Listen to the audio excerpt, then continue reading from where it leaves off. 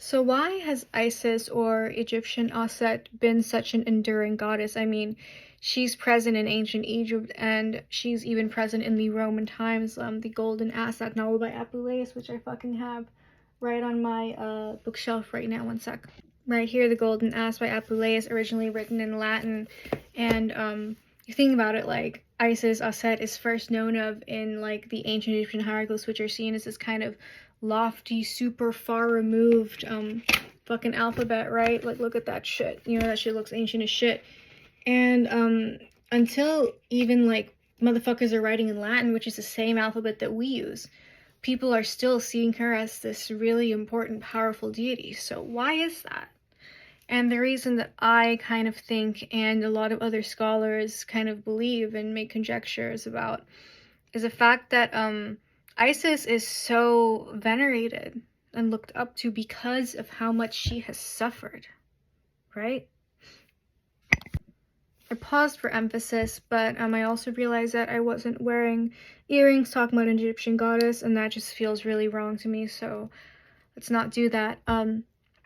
Isis suffers a lot, or Auset suffers a lot. Her husband gets murdered by her brother-in-law. Her child is put in this kind of place of peril and danger as he's meant to kind of avenge his dad, you know, and this is a lot of suffering. This is too much suffering for a woman to go through, right? So this is why, like, people obviously started to look up to her. Like, you know, you have friends and people that you look up to. Like, do you look up to your friend who was born rich and gets everything handed to her? Probably not. You probably look up to the friend that has had to go through a lot of adversity and bullshit. I know that I look up to my friends who have gone through a lot of adversity and bullshit and have stayed strong.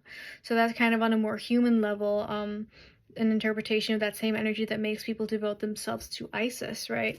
And a little bit of The Golden Ass, just because it's fun. This is a picaresque novel, so basically this guy, his name is Lucius, which is just a funny name because isn't that the same name as Frozone in The Incredibles? But this guy gets turned into a fucking donkey and he goes through insane trials and tribulations to try to get turned back into a human. And at the end of the novel, there's this like procession to Isis and he eats this fucking bundle of roses and he gets turned back into a human, so Isis saves him.